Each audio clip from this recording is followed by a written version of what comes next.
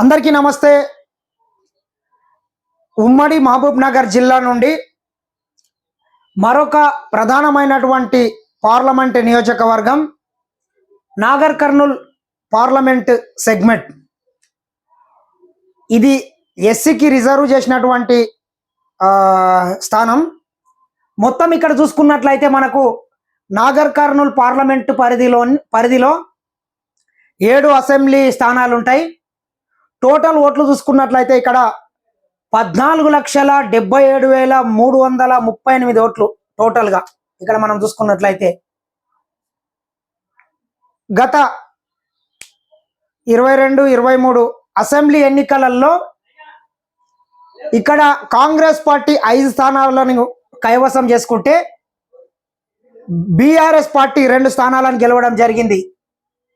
ముఖ్యంగా చూసుకున్నట్లయితే గద్వాల్, అలంపూర్ ఈ 2 స్థానాలను బీఆర్ఎస్ గెలిస్తే మిగతా 5 స్థానాలలో కాంగ్రెస్ పార్టీ అభ్యర్థులు భారీ మెజార్టీతో గెలవడం జరిగింది.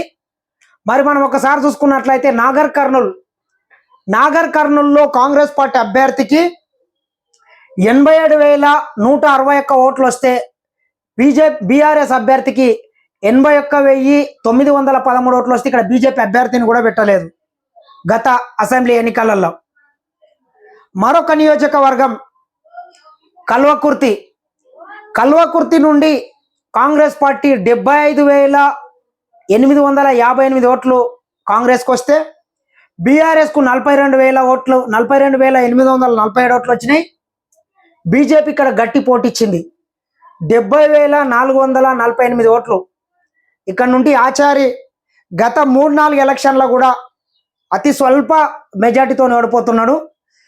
మరొక నియోజకవర్గం అచ్చంపేట నియోజకవర్గం చూసుకున్నట్లయితే 1,15,337 ఓట్లు కాంగ్రెస్కి వస్తే 66,011 ఓట్లు మాత్రమే బీఆర్ఎస్కి వచ్చినాయి. 4,267 ఓట్లు బీజేపీ పార్టీకి వచ్చినాయి. ఇక్కడ కాంగ్రెసే గెలిచింది. మరొక నియోజకవర్గం వనపర్తి నుండి 1,07,115 ఓట్లు కాంగ్రెస్ పార్టీకి వచ్చినాయి. బీఆర్ఎస్కు 81,795 ఓట్లు వచ్చినాయి. బీజేపీకి వచ్చే వరకు 9,795 ఓట్లు బీజేపీకి వచ్చినాయి. ఇక్కడ 9,795 ఓట్లు బీజేపీకి వచ్చినాయి. మరొక నియోజకవర్గం తీసుకున్నట్లయితే గద్వాల్లో తీసుకున్నట్లయితే 87,061 ఓటు కాంగ్రెస్ పార్టీకి వచ్చినాయి. 94,097 ఓట్లు బీఆర్ఎస్కి వచ్చినాయి. 7,558 ఓట్లు మాత్రమే బీజేపీకి వచ్చినాయి. అలంపూర్ ఇది ఎస్సీ సామాజిక వర్గానికి కేటాయించినటువంటి సీటు. 73,487 ఓట్లు కాంగ్రెస్కి వచ్చినాయి. 1,04,060 ఓట్లు బీఆర్ఎస్కి వచ్చినాయి. ఇక్కడ బీఆర్ఎస్ గెలిచింది. 4,711 ఓట్లు మాత్రమే బీజేపీకి వచ్చినాయి. కొల్లాపూర్ నుంచి మనకు జూపల్లి కృష్ణారావు గారు గెలిచినారు. 93,609 ఓట్లు కాంగ్రెస్కి వస్తే 63,678 ఓట్లు బీఆర్ఎస్కి వచ్చినాయి. 20,389 ఓట్లు బీజేపీకి వచ్చినాయి. మనం టోటల్ ఒకసారి సరే మిగతా ఇక కొన్ని ఇండిపెండెంట్లు ఉన్నారు, అక్కడక్కడ వాళ్ళకి వెళ్ళిపోయినాయి.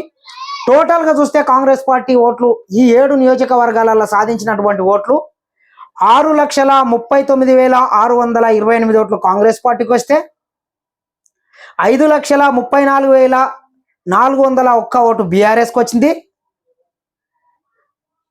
1,99,068 ఓట్లు బీజేపీకి వచ్చినాయి. టోటల్ అంటే కాంగ్రెస్ పార్టీ అతిపెద్ద పార్టీ. అసలు ఇక్కడ బీజేపీ కానీ మనకు పోటీలను కూడా లేదని స్పష్టంగా చెప్పుకోవచ్చు. మరొకసారి ఈ పార్లమెంట్ ఎలక్షన్లో కూడా కాంగ్రెస్ పార్టీ అభ్యర్థి మల్లు రవి గారు భారీ మెజార్టీతోని గెలిచేటటువంటి పార్లమెంటు పరిధి ఖచ్చితంగా నాగర్ కర్నూల్ అని చెప్పుకోవచ్చు. ఇక్కడ నుంచి మరి BRS RS Praveen Kumar sir గారిని నియమించడం జరిగింది. ఆయన కూడా గతంలో మరి కేసీఆర్కు అత్యంత సన్నిహితుడుగా ఉండి తర్వాత 2023 ఎలక్షన్లో ఏ రకంగా నన్ను అయితే ప్రభుత్వ వ్యతిరేక ఓటును చీల్చి అంతిమంగా మళ్ళొకసారి వాళ్ళ బాస్ అయినటువంటి కల్వకుంట్ల చంద్రశేఖరరావు గారిని అధికారంలోకి తీసుకురావచ్చని కుట్రలతోని బీఎస్పీ పార్టీలో చేరి పోటీ చేసి ఆయనతో పాటు మొత్తం ఆయన పార్టీ అభ్యర్థులు ఘోరంగా ఓడిపోవడం జరిగింది. అది వర్కౌట్ కాకపోతే మళ్ళొకసారి తను అనుకున్న లక్ష్యాన్ని సాధించడానికి కోసం, తన గురువు గారి కళ్ళల్లో ఆనందం చూడడానికి కోసం మళ్ళొకసారి బీఆర్ఎస్లో చేరి ఒక ఎస్సీ అభ్యర్థిగా నాగర్ కర్నూలు పార్లమెంటు నుంచి ఆయన పోటీ చేయడం జరిగింది. ఎవరు ఎన్ని కుట్రలు చేసినా, ఎన్ని జిమ్మిక్కులు చేసినా పాలమూరు బిడ్డలు చాలా తెలివైన వాళ్ళు. ఎందుకంటే ఈ నల్లమల్ల ముద్దు బిడ్డ అచ్చంపేట్ పరిధిలో కొండారెడ్డిపల్లి గ్రామం నుండి వచ్చినటువంటి వ్యక్తి రేవంత్ రెడ్డి గారు ఈ రాష్ట్రానికి ముఖ్యమంత్రి ఉన్నాడు.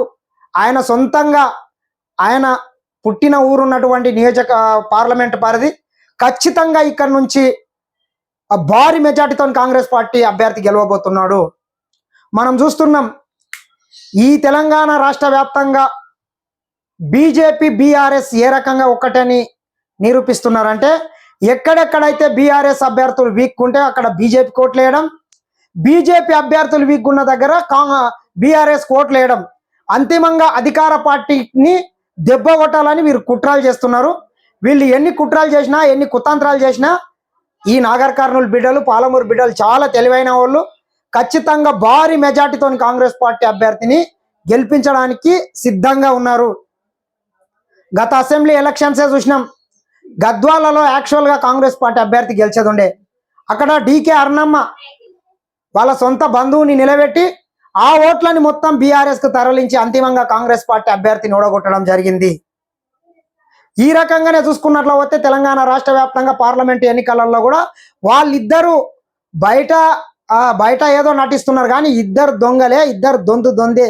వాళ్ళిద్దరు కలిసి వాళ్ళకు వీళ్ళు సపోర్ట్ చేసి, వాళ్ళకు సపోర్ట్ చేసి అంతిమంగా కాంగ్రెస్ పార్టీని ఓడగొట్టాలని కుట్రలు చేస్తున్నారు. తెలంగాణ సమాజం మా తస్మా జాగ్రత్త. మన రాష్ట్రంలో కాంగ్రెస్ పార్టీ అధికారంలో ఉంది.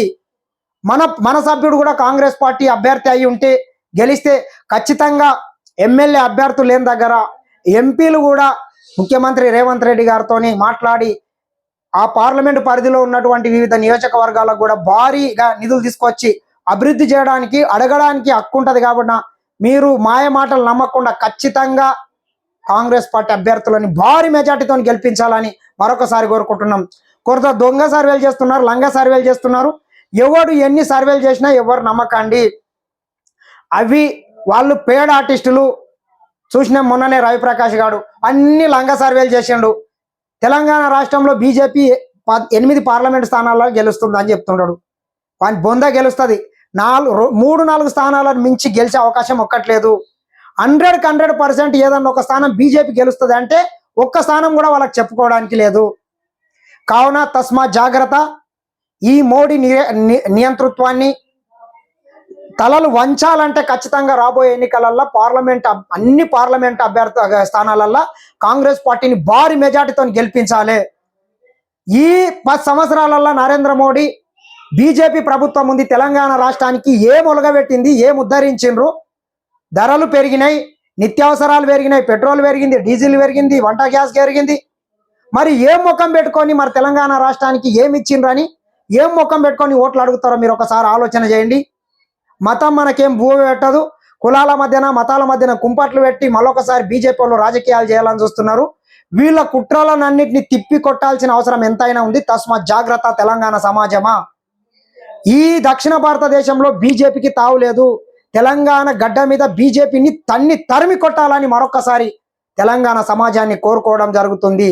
మన యువత బంగారు భవిష్యత్తు కోసం, మన పిల్లలకు ఉద్యోగాలు రావాలంటే కాంగ్రెస్ పార్టీని గెలిపించుకుంటేనే మనకు మనుగడ ఉంటుందని మరొకసారి కోరుకుంటూ, కాంగ్రెస్ పార్టీ బలపరిచినటువంటి పార్లమెంట్ అభ్యర్థుల్ని భారీ మెజార్టీతో గెలిపించాల్సిన అవసరం ఎంతైనా ఉందని మరొకసారి కోరుకుంటున్నా.